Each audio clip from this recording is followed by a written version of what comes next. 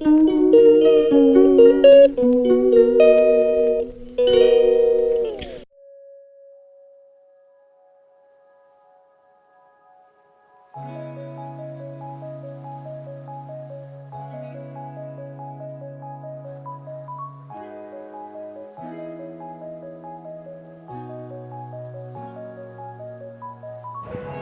বন্ধুরা, ক্রিয়েটিভ মলের আড্ডা চ্যানেলে আপনাদের স্বাগত। আজকে লোকনাথ বাবার আশীর্বাদ এবং আপনাদের ভালোবাসা নিয়ে আজকে আবার আমি উপস্থিত হলাম একটা নতুন রেসিপি নিয়ে। আজকে বানাবো আলু দিয়ে কাতলা মাছের প্লেন ঝোল। তাহলে চলুন রেসিপিটা শুরু করা যাক। আমি এখানে নিয়েছি 900 গ্রাম কাতলা মাছ। এবার এটাকে নুন আর হলুদ দিয়ে ম্যারিনেট করে নেব। ম্যারিনেট করব কাতলা মাছটা। প্রথমে দেবো নুন, এরপর দেবো হলুদ দিয়ে মাছগুলোকে ভালো করে মেখে নেব।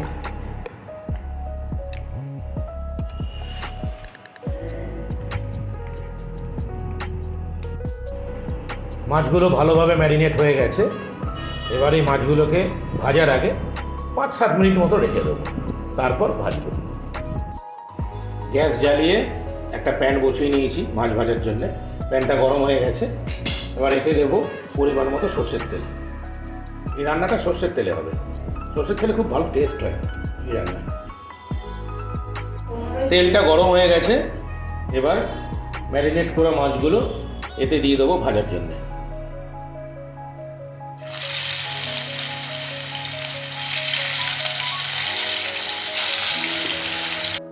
মাছগুলোর একটা পিঠ ভাজা হয়ে গেছে। অপর পিঠ ভাজার জন্য মাছগুলোকে আমি উল্টে দেবো। এটা কাঁটা চামচের মাধ্যমে করলে না খুব ভালোভাবে উল্টানো যায়। দেখুন কি সুন্দর উল্টানো যাচ্ছে। মাছগুলোর উভয় পিঠই ভালোভাবে ভাজা হয়ে গেছে। এবার মাছগুলোকে আমি একটা পাত্রে তুলে নেব।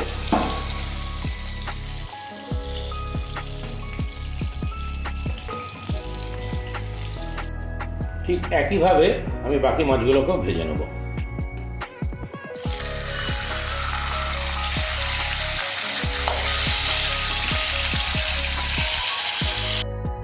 এবার আমি ওই একই তেলে, অর্থাৎ ওই মাছ ভাজার তেলেই আলুগুলোকে ভেজে নেব।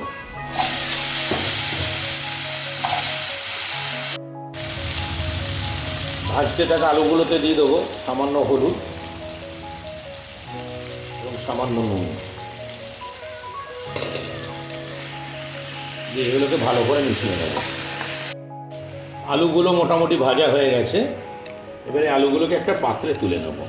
একটা জিনিস মাথায় রাখবেন, আলুগুলো কিন্তু 70% মতো ভাজতে হবে, তার বেশি না। বাকিটা ঝোলের সাথেই আলুটা সেদ্ধ হবে।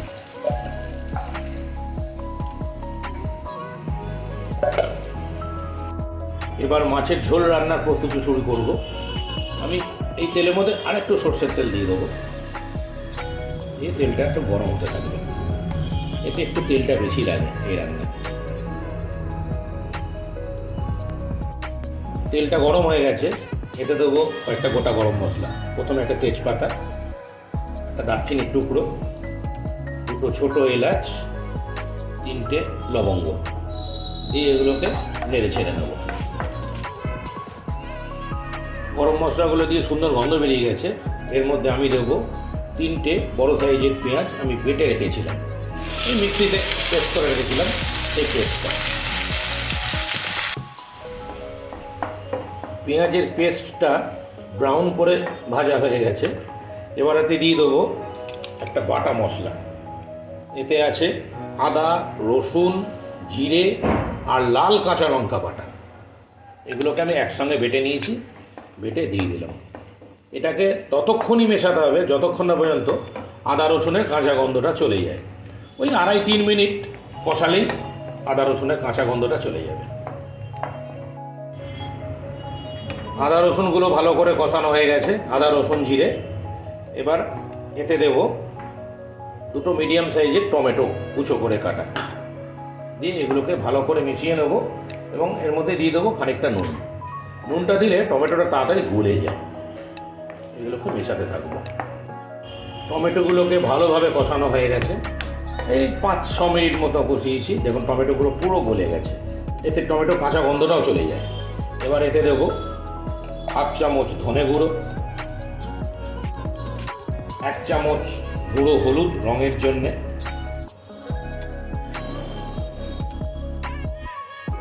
এবং 1 চামচ কাশ্মীরি লঙ্কার গুঁড়ো দিয়ে এগুলোকে ভালো করে মিশিয়ে নেব। মেশাতে মেশাতে এতে সামান্য জল দিয়ে দেবো যাতে গুঁড়ো মশলাগুলো পুড়ে না যায়। গুঁড়ো মশলাগুলো পুড়ে যাওয়ার সম্ভাবনা থাকে, তো জল দিলে সেটা নয় না। দিয়ে আবার মেশাতে থাকবো। মশলাগুলো সুন্দর কষানো হয়ে গেছে। এবার এতে ভেজে রাখা আলুগুলো দেবো। তার আগে অবশ্যই একটু নুনটা চেক করে নিতে হবে। আমি এতে সামান্য নুন দিয়ে দিলাম, দিয়ে নুনটাকে মিশিয়ে নিলাম। এবার এতে ভেজে রাখা আলুগুলো দিয়ে দেবো। 70% ভাজা হয়েছে আলুগুলো, বাকিগুলো এখানেই হয়ে যাবে। আলুগুলো দিয়ে দিলাম, দিয়ে এগুলোকে মশলার সাথে ভালো করে মিশিয়ে নেবো, নিয়ে খানিকক্ষণ কষিয়ে নেবো। আলুগুলোকে মশলার সাথে 2-3 মিনিট কষিয়ে নিয়েছি। এবার এতে দিয়ে দেবো প্রয়োজন মতো জল। জল কিন্তু বেশি দেওয়া যাবে না, এটা কিন্তু সেমি গ্রেভি হবে। দিয়ে জলটাকে ভালো করে মিশিয়ে নেব। জলটা ফুটতে শুরু করেছে, এর মধ্যে আমি দিয়ে দেবো একটা ঢাকনা। জলটা এর মধ্যে ফুটতে থাকবে, এই 5 থেকে 6 মিনিট জলটা ফুল ফ্লেমে ফুটবে। 5-6 মিনিট হয়ে গেছে, এবার আমি ঢাকনাটা খুলে দেবো।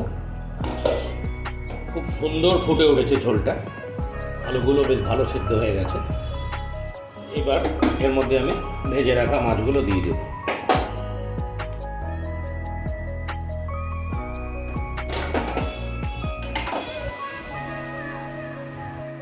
মাছগুলোকে মিনিট খানেক মতো ভালোভাবে মিশিয়ে নিলাম ঝোলের সাথে। এবার এতে ঢাকনাটা আবার দিয়ে দেবো। 2.5 থেকে 3 মিনিট, ম্যাক্সিমাম 4 মিনিট মাছটা হবে মিডিয়াম ফ্লেমে। 3-4 মিনিট হয়ে গেছে, এবার আমি ঢাকনাটা খুলব। দেখুন কত সুন্দর রং এসছে, এবং আলু একদম সেদ্ধ হয়ে গেছে। মাছগুলো খুব ভালোভাবে মিশে গেছে ঝোলের সাথে। আমাদের কাতলা মাছের ঝোল আলু দিয়ে অলমোস্ট রেডি।